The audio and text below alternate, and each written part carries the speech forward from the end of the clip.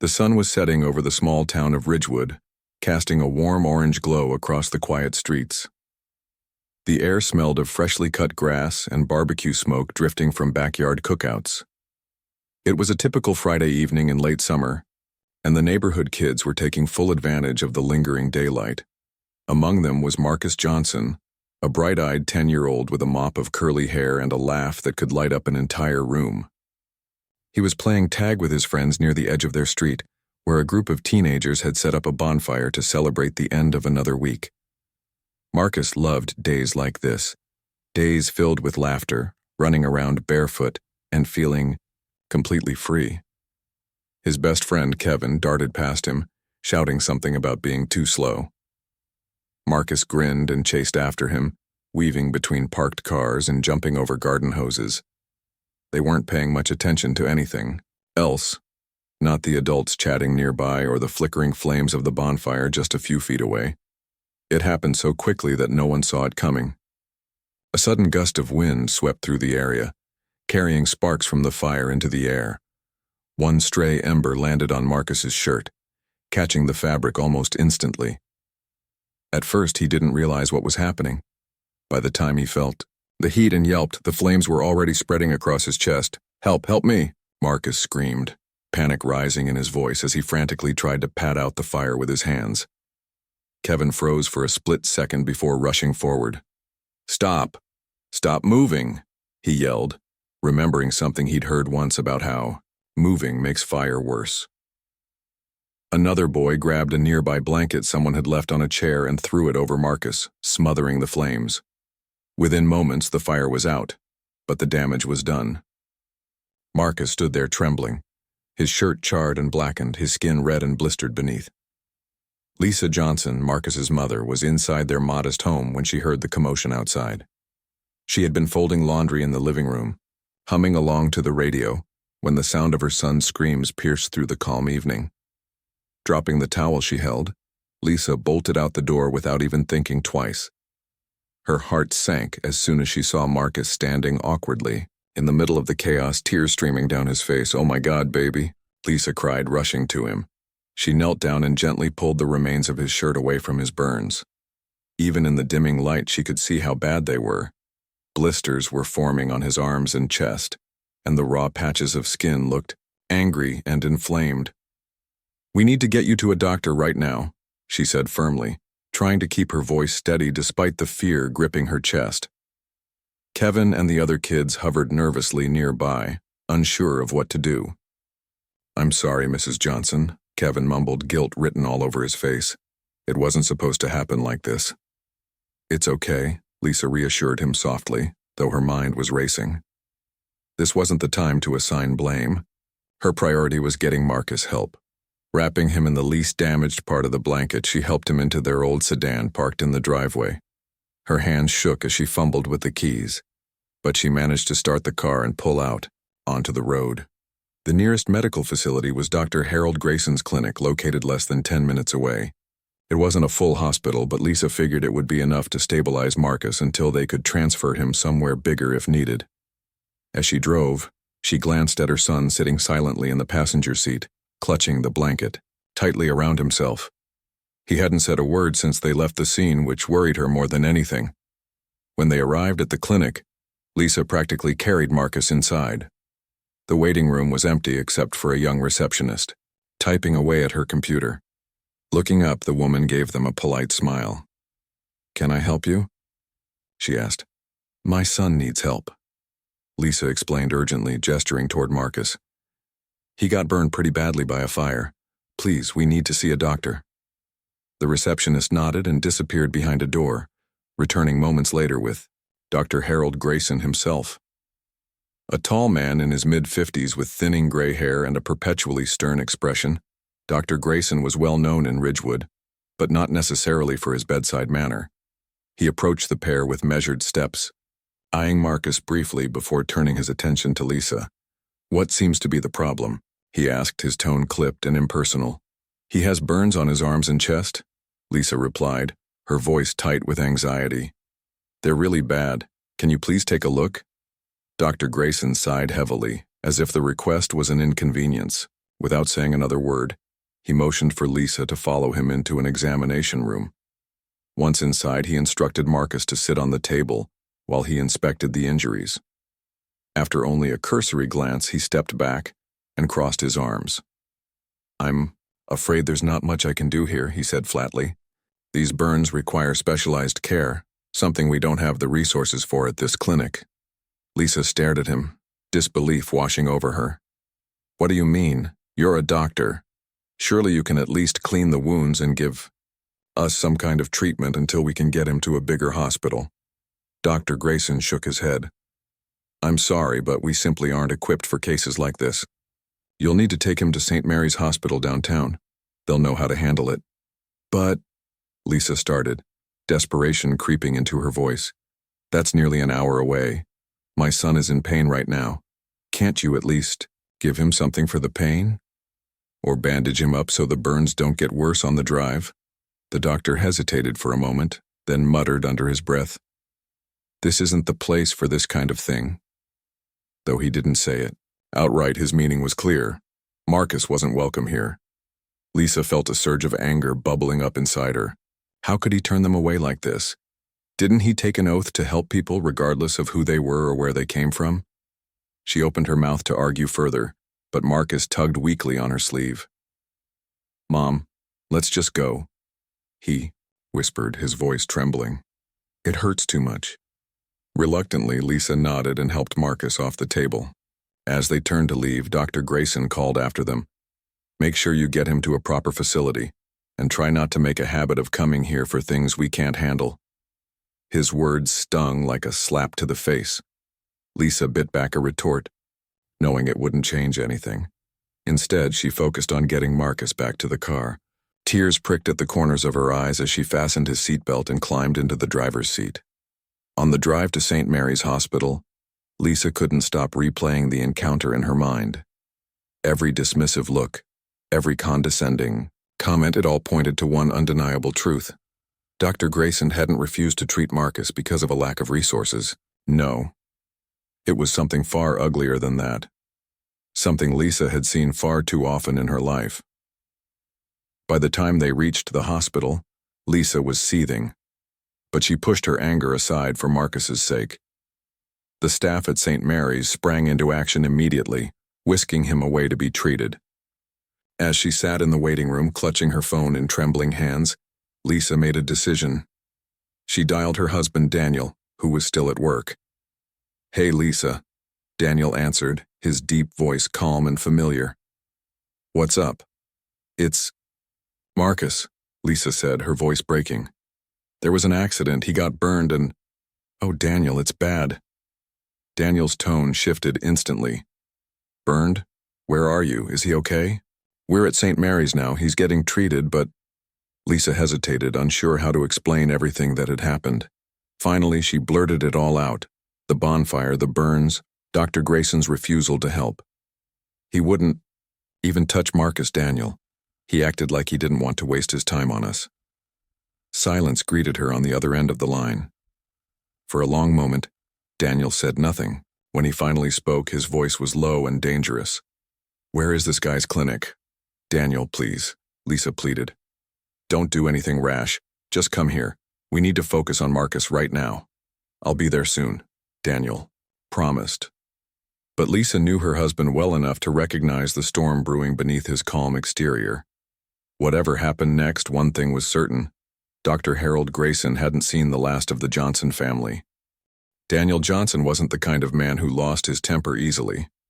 Growing up in Ridgewood, he had learned early on how to deal with the challenges life threw at him. He was a mechanic by trade, known for his steady hands and calm demeanor when fixing cars that others deemed beyond repair. But what people didn't see behind the grease-stained coveralls and easy smile was the quiet strength Daniel carried within him. A strength forged through years of facing prejudice and injustice. He hung up the phone with Lisa. Daniel felt something shift inside him. It wasn't just anger, it was deeper than that. It was a burning sense of protectiveness for his family, mixed with the frustration of knowing they'd been treated unfairly yet again. Dr. Harold Grayson's refusal to treat Marcus wasn't just negligence, It was cruelty masked as professionalism, and Daniel couldn't let it slide. He quickly cleaned up his tools, locked the garage, and jumped into his truck. The drive to St. Mary's Hospital gave him time to think, though his thoughts weren't peaceful. Every mile seemed to fuel the fire growing inside him. He replayed Lisa's words in his mind. He acted like he didn't want to waste his time on us. Those words echoed louder than anything else. They reminded Daniel of all the times he'd been overlooked or dismissed because of the color of his skin. When Daniel arrived at the hospital, he found Lisa sitting in the waiting room, her head resting against the wall. She looked exhausted, but there was still a glimmer of determination in her eyes. Marcus had been taken to a treatment room, where doctors were working to clean and dress his burns. Lisa filled Daniel in on the details, explaining how the staff had assured her that Marcus would recover fully with proper care. "I'm glad he's getting help," Daniel said softly, squeezing Lisa's hand. "But we can't let this go. What happened today, it's not right." Lisa sighed, rubbing her temples. "I know, Daniel. But what can we do? We're just one family. People like Dr. Grayson, they don't listen to people like us." Daniel shook his head firmly. "Maybe not. But maybe it's time someone made them listen." Later that night, after ensuring Marcus was comfortable in a hospital bed and fast asleep, Daniel decided to visit Dr. Grayson's clinic. He didn't tell Lisa where he was going. He knew she'd try to stop him, but he promised himself he wouldn't do anything reckless. All he wanted was answers. Why had Dr. Grayson turned away his son? Was it truly about resources, or was there something more sinister at play? The clinic was located in a quieter part of town, its parking lot nearly empty when Daniel pulled in. The building itself was unremarkable, a small brick structure with faded letters spelling out Grayson Medical Clinic above the entrance. Daniel stepped out of his truck, taking a deep breath before walking toward the door. A sign on the glass read closed, but the lights were still on inside. Daniel knocked firmly, and after a moment the door opened slightly. Dr. Grayson appeared, his expression shifting from mild curiosity to irritation when he recognized Daniel. "Can I help you?" he asked curtly. "Yes, you can," Daniel replied, his voice calm but firm. "We need to talk." Dr. Grayson hesitated, then reluctantly stepped aside to let Daniel in. The interior of the clinic was sterile and cold, with white walls and fluorescent lighting that made everything feel impersonal. Daniel followed the doctor into a small office cluttered with papers and medical charts. "What is this about?" Dr. Grayson asked, crossing his arms defensively. "If you're here to complain about earlier, I'm not here to complain," Daniel interrupted. "I'm here because my son almost died today, and instead of helping him, you sent him away. You refused to treat him." Dr. Grayson frowned, shaking his head. "That's not accurate. Your son needed specialized care, something I couldn't provide here. I did what was best for him." "Best for him?" Daniel repeated, incredulous. "You barely looked at him. You dismissed him like he wasn't worth your time. Don't insult me by pretending it was about resources." Dr. Grayson's face reddened slightly, but he maintained his composure. "Look, Mr. Johnson, isn't it? This clinic has limitations. I have to make decisions based on what I can realistically handle. Sending your son to a better-equipped facility was the responsible choice." "Responsible?" Daniel shot back, his voice rising despite his efforts to stay calm. "You didn't even bandage his wounds. You didn't give him anything for the pain. You just told us to leave. Do you know how far St. Mary's is from here? Do you know what that drive was like for him?" Dr. Grayson shifted uncomfortably, avoiding eye contact. "I understand your frustration, but no, you don't," Daniel cut him off.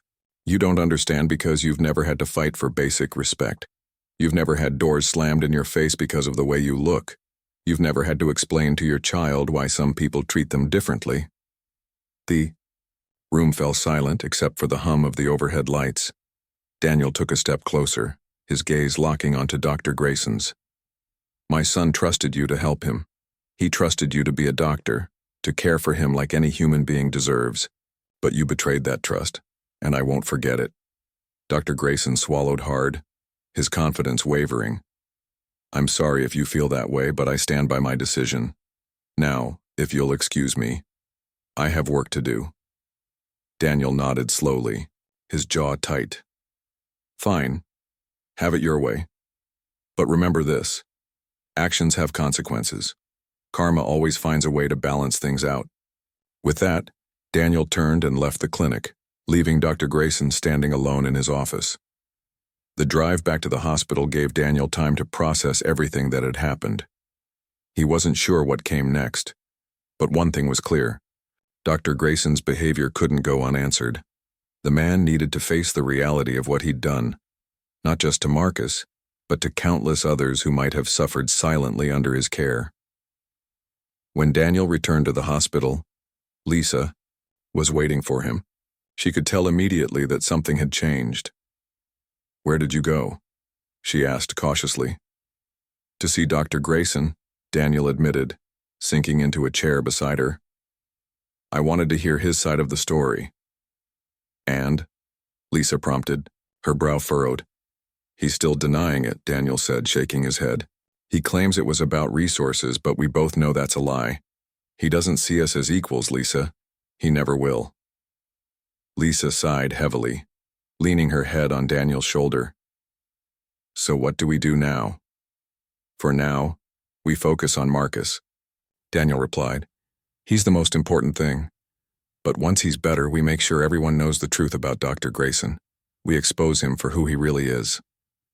Lisa nodded slowly, feeling a mix of fear and resolve. "Do you think it'll make a difference?" "It has to," Daniel said firmly. "Because if we don't stand up, who will?" Over the next few days, Marcus began to improve steadily. The doctors assured Lisa and Daniel that his burns would heal with time, though he might have scars. For Marcus, the physical pain was manageable, but the emotional toll lingered. He rarely spoke about what had happened, retreating into himself whenever the topic came up. Lisa and Daniel did their best to reassure him, reminding him that he was loved and supported. But they also knew that healing wasn't just about treating the body. It was about addressing the deeper wounds caused by rejection and prejudice. As a family, they vowed to move forward together, stronger than ever. Meanwhile, word of Marcus's ordeal began to spread quietly through Ridgewood. Friends and neighbors reached out to offer support, many expressing outrage over Dr. Grayson's actions. Some encouraged Lisa and Daniel to take legal action, while others suggested speaking publicly to raise awareness about systemic discrimination in healthcare. For now, the Johnsons focused on Marcus's recovery, but they knew the fight wasn't over. Dr. Grayson's refusal to treat their son had ignited something within them, a desire to create change, no matter how difficult the road ahead might be. The evening air was cool as Dr. Harold Grayson locked up his clinic and headed to his car. The confrontation with Daniel Johnson still weighed heavily on his mind, though he tried to brush it off as just another angry parent upset about something beyond his control. He told himself that he'd done nothing wrong, that sending Marcus away had been the right decision given the circumstances. But deep down, a small part of him wondered if he'd made a mistake. Dr. Grayson lived alone in a secluded farmhouse on the outskirts of Ridgewood. It was a quiet place, surrounded by tall trees and fields that stretched for miles. He liked the isolation. It gave him space to think without distractions. As he drove home, his thoughts drifted back to the conversation with Daniel. The man's words, "Karma always finds a way to balance things out," stuck with him like an itch he couldn't scratch. When Dr. Grayson arrived at his house, he noticed something odd right away. His front porch light, which he always kept on for security, was flickering erratically. At first, he assumed it was a loose bulb or a power issue, so he shrugged it off and went inside. The house was dark and silent, save for the faint hum of appliances in the background. He flipped the switch near the door, expecting the lights to come on, but nothing happened. "Great," he muttered under his breath, grabbing a flashlight from the kitchen drawer. He moved through the rooms cautiously, checking for anything unusual. Everything seemed fine at first glance. The furniture was undisturbed, the windows were closed, and there were no signs of forced entry. Still, something felt off, though he couldn't quite put his finger on it. As he passed through the living room, Dr. Grayson heard a faint noise coming from the direction of the kitchen. It sounded like crackling. Frowning, he turned toward the sound, his footsteps slow and deliberate. The crackling grew louder as he approached, accompanied by a strange warmth in the air. When he stepped into the kitchen, his heart sank. Flames were spreading across the counter, licking hungrily at the cabinets above. A pot of cooking oil, one he must have left on the stove earlier, had caught fire, igniting everything nearby. Panic surged through him as he realized how quickly the blaze was growing. Smoke began filling the room, stinging his eyes and making it hard to breathe. What the? Dr. Grayson coughed, backing away instinctively. He grabbed the nearest towel and tried to smother the flames, but it was no use. The fire roared, louder, feeding off the wooden surfaces and spreading faster than he could contain it. Within seconds, the entire kitchen was engulfed. Desperate, Dr. Grayson stumbled toward the phone mounted on the wall, intending to call 911. But the smoke was thickening rapidly, clouding his vision and choking him. His lungs burned as he struggled to stay upright, his movements becoming sluggish and uncoordinated. He reached blindly for the doorknob, hoping to escape outside, but collapsed before he could make it. Time seemed to slow as darkness crept in around the edges of his consciousness. Through the haze of smoke and heat, Dr. Grayson thought he heard voices, distant, muffled shouts, but he couldn't be sure. His body hit the floor with a thud, and then everything went black. Meanwhile, across town, Lisa and Daniel Johnson were settling into their routine at the hospital.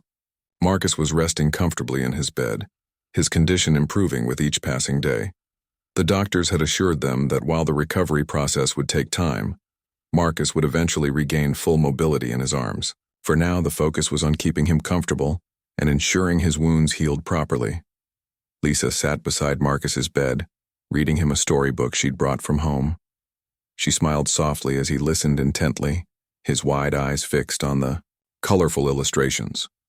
Despite everything he'd been through, Marcus still managed to find joy in the little things, a trait Lisa admired deeply.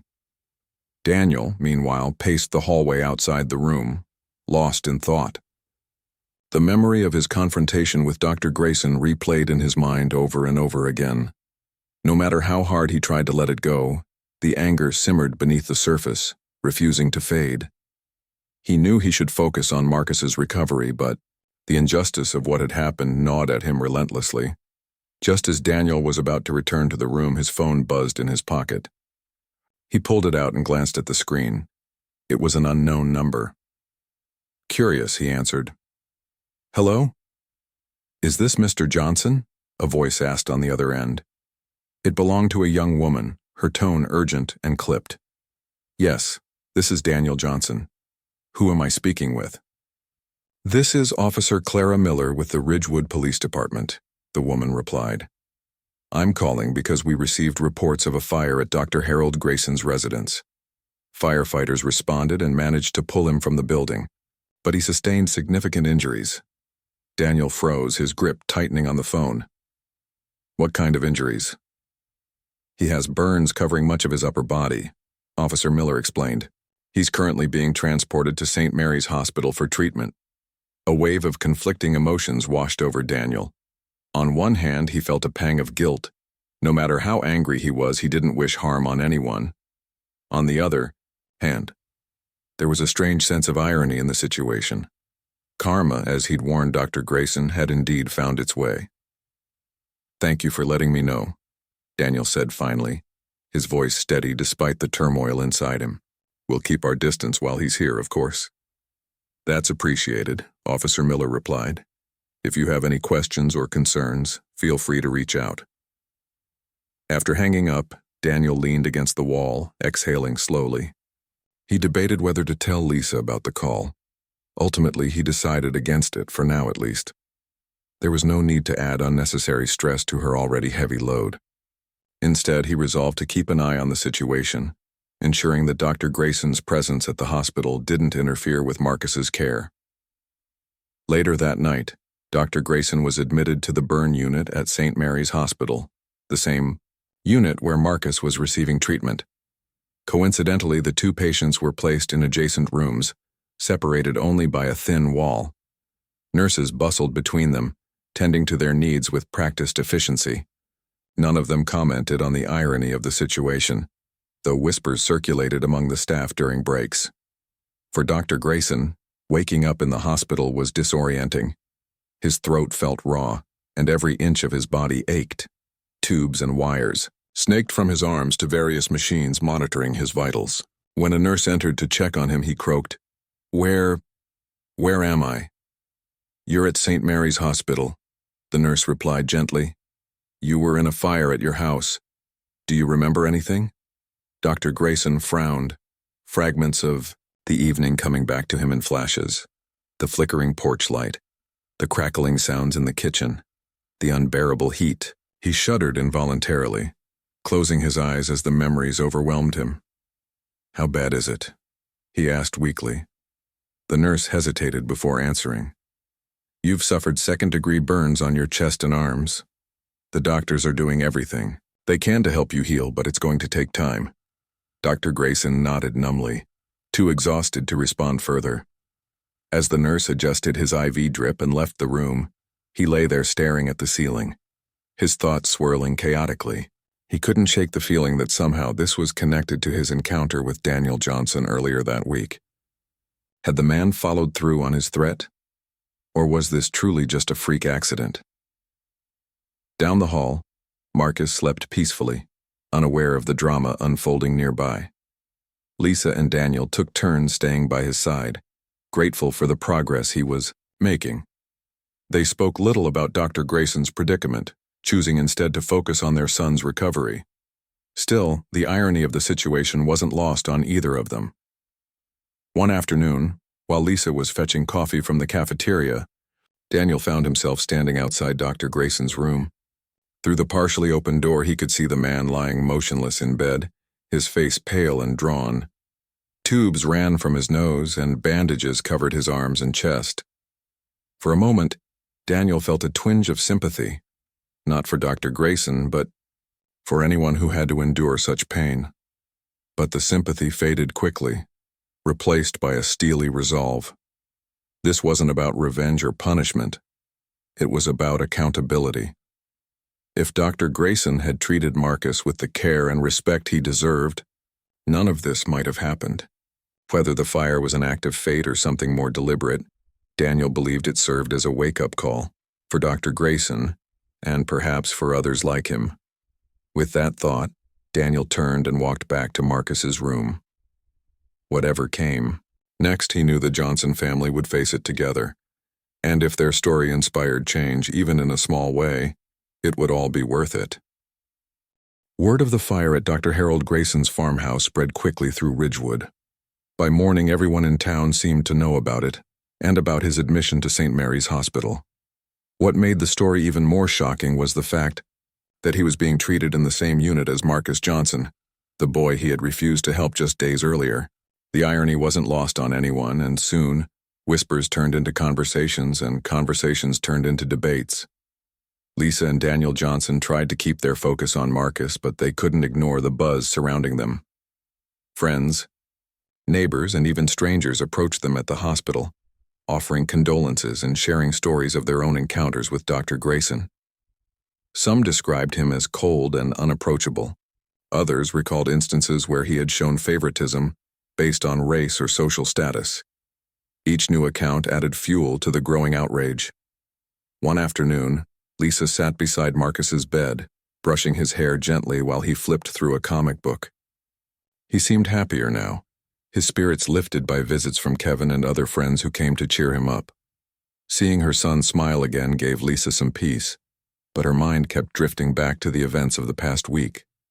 She glanced toward the doorway, half expecting someone else to walk in with another update or opinion about Dr. Grayson. Just then, a nurse entered carrying a clipboard. "Mrs. Johnson," she said kindly, "there's someone here to see you. They're waiting in the lobby." "Who is it?" Lisa asked, surprised. "She said her name is Clara Miller, the officer who called your husband yesterday." Lisa nodded and stood, giving Marcus a quick kiss on the forehead before following the nurse to the lobby. There, Officer Miller stood near the front desk, her uniform crisp and professional. She greeted Lisa with a polite smile and gestured for them to sit in a quieter corner of the room. "I wanted to update you on our investigation into the fire at Dr. Grayson's house," Officer Miller began once they were seated. "So far, we've ruled out natural causes. It appears to have started in the kitchen, likely due to negligence with the stove. However," she paused, choosing her words carefully, "there are some inconsistencies that suggest it may not have been an accident." Lisa frowned, leaning forward slightly. "What kind of inconsistencies?" "For one, the porch light outside the house was tampered with," Officer Miller explained. "It looked like someone had deliberately loosened the wiring to cause it to flicker. Additionally, witnesses reported seeing a vehicle parked near the property around the time the fire broke out, a car that doesn't belong to Dr. Grayson." Lisa felt a chill run down her spine. "Are you saying someone set the fire on purpose?" "We can't confirm that yet," Officer Miller replied cautiously. "But we're looking into all possibilities. Given the recent incident involving Dr. Grayson and your son, we thought it was important to keep you informed." Lisa swallowed hard, her mind racing. Do you think my husband had anything to do with this?" Officer Miller shook her head firmly. "We have no evidence linking Mr. Johnson or anyone else to the scene. Right now we're simply gathering information. But I wanted to make sure you were aware of the situation, especially since both patients are here at the hospital." "Thank you," Lisa said softly, though her voice trembled. "I'll let Daniel know." After the officer left, Lisa returned to Marcus's room, her thoughts swirling. Should she tell Daniel about the tampered porch light and suspicious vehicle? Or would it only add to his stress? She decided to wait until later that evening when they could talk privately. That night after Marcus fell asleep, Lisa and Daniel sat together in the hospital cafeteria, sipping lukewarm coffee. The fluorescent lights buzzed overhead, casting a harsh glow over the empty tables. Lisa hesitated before speaking, unsure how to broach the subject. "Daniel," she began finally, "Officer Miller came by today. She told me something about the fire at Dr. Grayson's house." Daniel raised an eyebrow, setting his cup down. "What did she say?" "She said they're investigating whether it was intentional," Lisa admitted. "Apparently the porch light was tampered with and there was a strange car spotted near the property." Daniel's expression darkened. "You think someone set the fire on purpose?" "It's possible," Lisa said quietly. "But what worries me is, well, people might start pointing fingers. Especially since we've been vocal about what happened with Marcus." Daniel sighed heavily, rubbing his temples. "I get it. People will assume I had something to do with it because of what I said to him. But I didn't, Lisa. I swear. I went to confront him, yeah, but I didn't touch his house or his car or anything else." "I believe you," Lisa assured him, quickly. "But that doesn't mean everyone else will. And if word gets out that Dr. Grayson's injuries are similar to Marcus's, they'll jump to conclusions," Daniel finished grimly. "Even if it's not true." The weight of the situation settled heavily between them. Neither of them had expected their private struggle to become public drama, but now it seemed unavoidable. If rumors spread unchecked, it could damage their reputation, and worse, distract from the real issue, ensuring equal treatment for everyone, regardless of race. The next day, Lisa decided to take matters into her own hands. While Daniel stayed with Marcus, she reached out to a local reporter named Rachel Monroe, whose articles often highlighted injustices in the community. Lisa trusted Rachel to handle the story responsibly, and she hoped that shedding light on the broader problem of bias in healthcare would shift the focus away from speculation about the fire. Rachel agreed to meet Lisa at the hospital cafe. Lisa recounted everything that had happened, from Marcus's injury and Dr. Grayson's refusal to treat him, to the confrontation and the mysterious fire. She emphasized that her family's goal wasn't revenge, it was justice. "This isn't just about us," Lisa said earnestly. "It's about making sure no one else has to go through what Marcus did. Dr. Grayson isn't the only doctor like this. There are probably others who turn patients away because of their skin color or background. We need to talk about it openly so things can change." Rachel nodded, scribbling notes in her notebook. You're right. This is bigger than one incident. Let me write the story and I'll make sure it focuses on systemic issues rather than gossip. True to her word, Rachel published an article in the local paper 2 days later. The headline read, "Family speaks out after doctor refuses treatment for burned child." The piece detailed Marcus's ordeal, quoted Lisa and Daniel about their experience, and included insights from medical professionals and activists advocating for reform in healthcare practices. It struck a chord with readers, sparking widespread discussion online and offline. Some praised the Johnsons for their courage in speaking out, while others criticized Dr. Grayson for his apparent negligence. A few skeptics questioned whether the timing of the fire was mere coincidence, but most agreed that the larger issue deserved attention. Community leaders organized meetings to address racial bias in healthcare, inviting experts to lead workshops and develop strategies for improvement. Amid the growing momentum, Dr. Grayson remained largely absent from the conversation. His condition stabilized enough for him to regain consciousness, but he chose to remain silent about the fire and its aftermath. Nurses reported that he spent long hours staring blankly at the ceiling, seemingly lost in thought. Occasionally, he muttered apologies under his breath, though no one knew whom he was apologizing to, or why. Back at the hospital, life continued as usual for the Johnson family. Marcus grew stronger each day, his laughter returning bit by bit. He enjoyed visits from his friends and looked forward to going home, though he still avoided talking about the bonfire accident. Lisa and Daniel supported him every step of the way, reminding him that healing took time, not just for his body but for his heart as well. One evening, as Daniel tucked Marcus into bed, the boy spoke up unexpectedly. "Dad," he said softly, "do you think Dr. Grayson feels bad about what he did?" Daniel hesitated, unsure how to answer. Finally, he said, "Maybe. I don't know what's going on in his head, Marcus, but I hope he realizes that everyone deserves kindness and respect, no matter who they are." Marcus nodded thoughtfully. "Good, because I forgive him." Daniel blinked, caught off guard by his son's maturity. "You do?" "Yeah," Marcus replied with a small smile. "Holding on to anger doesn't feel good. I'd rather be happy." Daniel hugged him tightly, pride swelling in his chest. In that moment he realized that Marcus's resilience was a gift, one that would carry their family through whatever challenges lay ahead. As the days passed, the Johnsons focused less on Dr. Grayson and more on building a brighter future. They attended community meetings, shared their story with others, and worked tirelessly to create change. Though the road was long, they walked it together, united by love and purpose.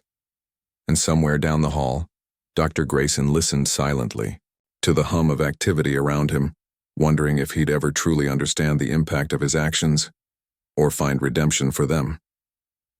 The weeks following the fire at Dr. Harold Grayson's farmhouse brought significant changes to Ridgewood. The town, once quiet and unassuming, found itself at the center of a heated debate about racial bias in healthcare. Conversations that had long been whispered behind closed doors were now out in the open, thanks in large part to Lisa and Daniel Johnson's willingness to share their story. Their courage inspired others to speak up about similar experiences, revealing a pattern of discrimination that many residents hadn't fully realized existed. For Marcus, life slowly began returning to normal, or as close to normal as it could be after such a traumatic event. His burns continued to heal, though he would carry scars on his arms and chest for the rest of his life. Physical therapy sessions helped him regain strength and mobility, but the emotional toll of the incident lingered. He remained unusually quiet, especially when asked about the bonfire accident or his time at St. Mary's Hospital. Lisa and Daniel did everything they could to support him, filling his days with activities he enjoyed and ensuring he felt loved and safe. Meanwhile, Dr. Grayson remained hospitalized, his recovery slow and painful. Unlike Marcus, who received an outpouring of support from family and friends, Dr. Grayson was largely alone. His estranged ex-wife called once to check on him, But their conversation ended abruptly after she accused him of bringing shame upon himself. A few colleagues visited briefly, offering polite condolences, but none stayed long. Most avoided mentioning the controversy surrounding his refusal to treat Marcus, leaving awkward silences in its place. As the days dragged on, Dr. Grayson grew increasingly withdrawn. The burns on his body were excruciating, requiring frequent dressing changes and medication adjustments. But the physical pain paled in comparison to the weight of his guilt. Every night, as he lay awake staring at the ceiling, memories of his encounter with Daniel Johnson replayed in his mind. He remembered the anger in Daniel's voice, the disappointment in Lisa's eyes, and the silent accusation in Marcus's gaze. At first, Dr. Grayson tried to justify his actions to himself. "I made the right call," he muttered under his breath, during one sleepless night. "That boy needed specialized care, something I couldn't provide." But the more he repeated those words, the emptier they sounded. Deep down, he knew the truth. His decision hadn't been about resources or professionalism. It had been about prejudice, a fact he couldn't escape no matter how hard he tried. One afternoon, a hospital chaplain named Reverend Carter stopped by Dr. Grayson's room. A kind-faced man in his 60s, Reverend Carter had spent decades counseling patients through difficult times. He introduced himself warmly and asked if Dr. Grayson wanted to talk. At first, Dr. Grayson declined, claiming he wasn't much for religion, but something about Reverend Carter's calm demeanor put him at ease, and eventually, he nodded. "What's on your mind?" Reverend Carter asked gently, pulling up a chair beside the bed. Dr. Grayson hesitated, unsure where to begin. Finally, he sighed and said, "I messed up, big time." Reverend Carter tilted his head slightly, encouraging him to continue. "How so?" "There was this boy, a patient. His name is Marcus. He came to my clinic with burns. Bad ones. I should have treated him, but I didn't. Instead, I sent him away." Dr. Grayson paused, his voice cracking slightly. "It wasn't because I couldn't help him. It was because..." He trailed off, unable to finish the sentence. "Because of who he is?" Reverend Carter prompted softly. Dr. Grayson nodded, tears welling up in his eyes. "Yes, because of his skin color. I told myself it was about resources, but that was a lie. The truth is, I saw him and his mother walk in and I judged them before I even examined him. I let my biases dictate my actions, and now look what's happened." Reverend Carter listened quietly, giving Dr. Grayson space to process his emotions. When the silence stretched too long, he spoke again. "We all make mistakes, Doctor. What matters is what we do next. Are you willing to learn from this? To change?" Dr. Grayson wiped his eyes with the back of his hand. "I don't know if I can fix what I've done. Even if I wanted to apologize, I doubt they'd accept it." "That may be true," Reverend Carter admitted. "But apologizing isn't just about seeking forgiveness. It's about acknowledging your wrongdoing and committing to do better. Change starts with accountability." The words struck a chord with Dr. Grayson. For the first time since the fire, he allowed himself to consider the possibility of redemption, not for others' sake, but for his own. He didn't know how to begin making amends, but he resolved to try. Back at home, Lisa and Daniel continued advocating for systemic change. They attended community meetings, participated in panel discussions, and collaborated with local organizations to draft proposals for reforming healthcare practices. In Ridgewood, their efforts gained traction quickly, drawing attention not only from nearby towns but also from national news outlets. Journalists traveled to Ridgewood to interview the Johnsons, capturing their determination and resilience on camera. Despite the growing recognition, Lisa and Daniel remained grounded. They never sought fame or praise. Their sole focus was creating a world where no child would ever face the same injustice Marcus had. "This isn't about us," Lisa often reminded reporters. "It's about ensuring everyone gets the care they deserve, regardless of race, background, or anything else." Their advocacy extended beyond public appearances. Lisa volunteered at St. Mary's Hospital, working alongside nurses and social workers to identify areas where implicit bias might affect patient care.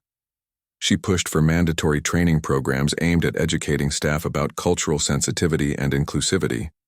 Daniel, meanwhile, used his connections as a mechanic to organize fundraisers for families struggling to afford medical treatment. Together, they became symbols of hope and perseverance in a community eager for positive change. Marcus, too, played a role in the movement, albeit indirectly.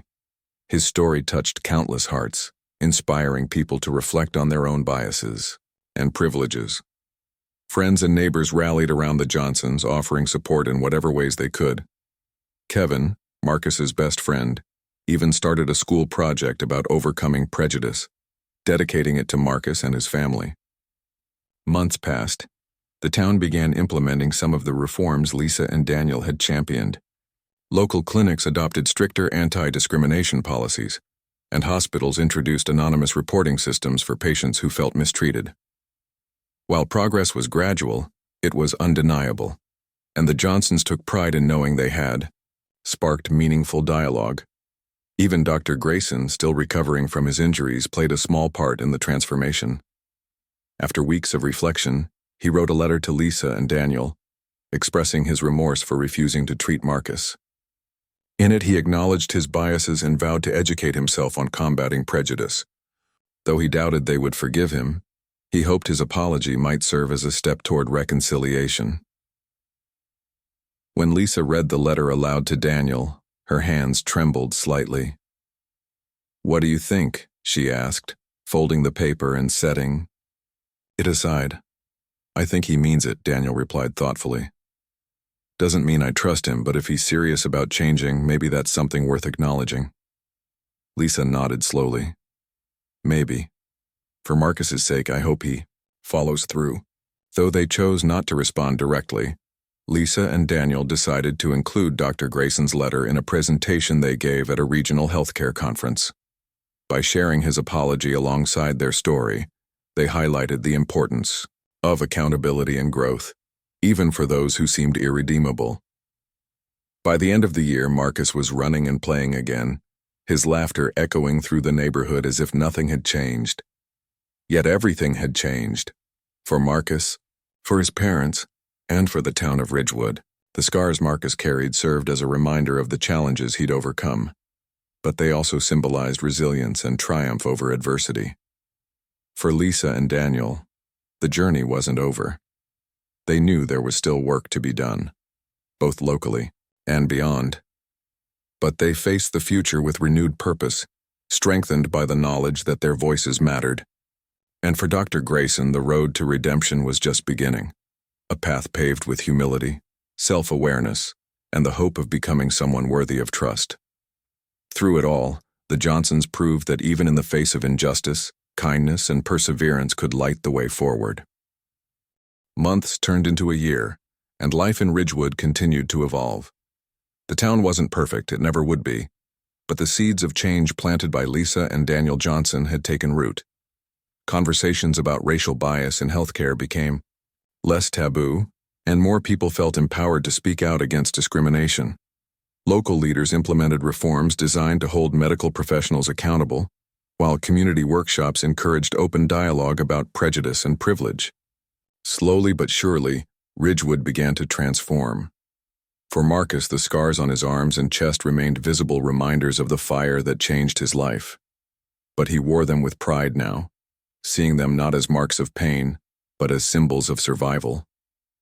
His friends admired his resilience, often asking him how he stayed so strong despite everything he'd been through. Marcus's answer was always the same: "Because my family loves me." That love carried him through the toughest days, especially when memories of the accident crept back unexpectedly. Sometimes, during quiet moments at school or while playing, outside, Marcus would feel a sudden wave of anxiety. He learned to cope by talking to his parents about it, expressing his feelings without shame. Lisa and Daniel encouraged him to write in a journal, sketch pictures, or even talk to Reverend Carter, who had become a trusted mentor for the entire family. With time, Marcus grew more confident, rediscovering the joy he once took for granted. "Lisa, and Daniel too found strength in their shared mission. Their advocacy work expanded beyond Ridgewood, reaching other towns and cities across the state. They traveled frequently, giving speeches at conferences and meeting families who had faced similar injustices.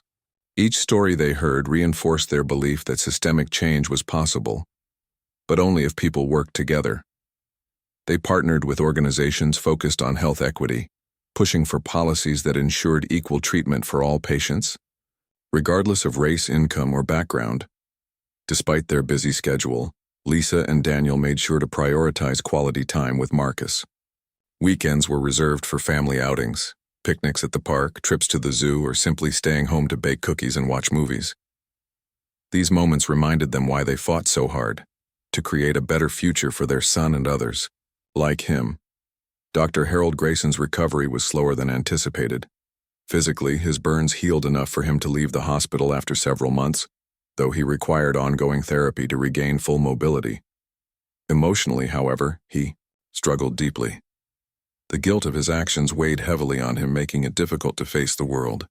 He avoided public spaces, fearing judgment from those who recognized him.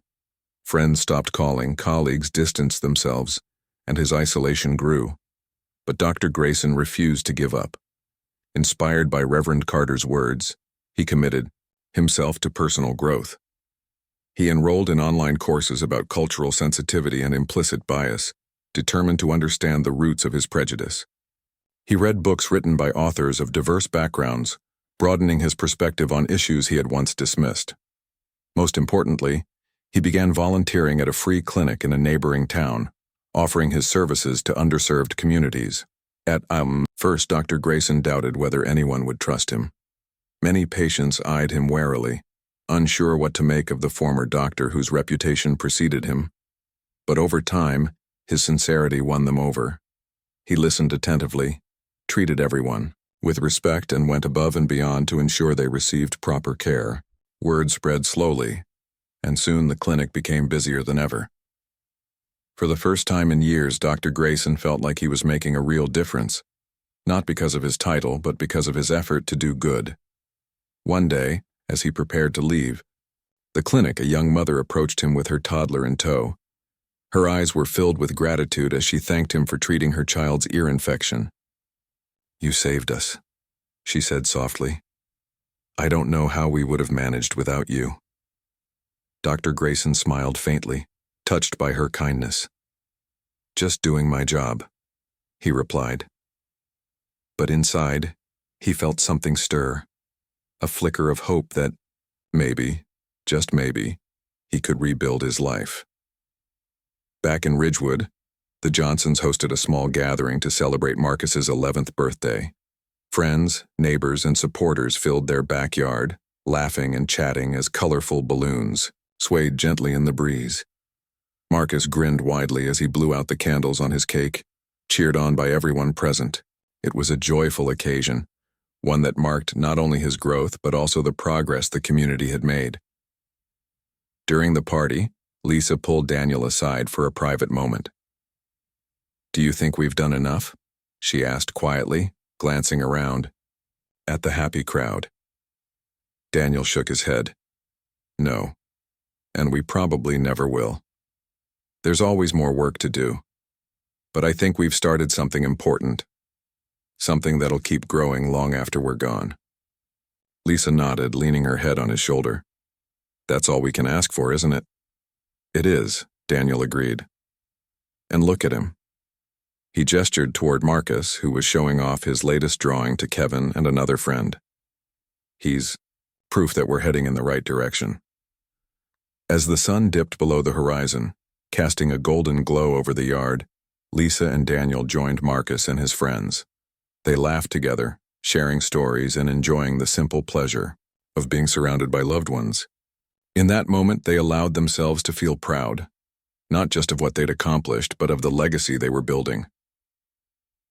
Later that evening, after the guests had left and Marcus was tucked into bed, Lisa and Daniel sat on the porch, sipping hot tea. The air was cool, carrying the scent of blooming flowers and freshly cut grass. Fireflies danced lazily in the distance, their soft glow illuminating the darkness. I've been thinking, Lisa said suddenly, breaking the comfortable silence. About Dr. Grayson. What about him? Daniel asked, raising an eyebrow. I don't forgive him, Lisa admitted. Not completely. What he did hurt us and Marcus more than he'll ever understand, but I think he's trying. That counts for something, doesn't it? Daniel exhaled slowly, considering her words. Yeah, it does. Doesn't mean we owe him anything, though. If he wants redemption, he has to earn it. Agreed, Lisa said firmly. Still, I'm glad he's using this experience to help others. Maybe he'll prevent someone else from going through what we did. They sat in silence for a while longer, watching the stars appear one by one in the night sky. Neither of them mentioned Dr. Grayson again, but the thought lingered between them. A reminder that even the hardest hearts could soften with time and effort. The following week, Lisa attended a regional healthcare summit to deliver a keynote speech. Standing before an audience of doctors, nurses, activists, and policymakers, she spoke candidly about her family's journey. She recounted Marcus's accident, Dr. Grayson's refusal to treat him, and the ripple effects of speaking out against injustice. Her voice trembled at times, but her message was clear. Change begins with courage. When my son walked into that clinic, he trusted the doctor to care for him, Lisa said, pausing to meet the gaze of each listener. He didn't see color or status. He saw someone who could help. And isn't that what medicine is supposed to be about? Helping anyone who needs it, no matter who they are? The room erupted in applause as Lisa stepped away from the podium. Tears streamed down her face as she embraced Daniel, who stood waiting in the wings. Together, they returned to their seats, overwhelmed by the support surrounding them. In the months that followed, Ridgewood continued to thrive. New initiatives focused on inclusivity and equality gained momentum, inspiring neighboring towns to follow suit. Lisa and Daniel remained steadfast in their advocacy, knowing the fight for justice was far from over. Yet they also celebrated victories, big and small, cherishing the progress they helped create. For Marcus, life moved forward with its usual mix of challenges and triumphs. He still bore the scars of the past, but they no longer defined him. Instead, they served as reminders of his strength and of the love that guided him through the darkest times. As for Dr. Grayson, he kept working tirelessly at the free clinic, earning the trust of those he served. Though he knew he could never undo the harm he caused, he hoped his actions might inspire others to confront their own biases. Redemption, he realized, wasn't about erasing mistakes. It was about learning from them and striving to do better. And so the story of Ridgewood came full circle. It wasn't a tale of revenge or punishment. It was a testament to resilience, accountability, and the enduring power of hope. Through adversity, the Johnsons, and even Dr. Grayson, proved that change was possible, one step at a time.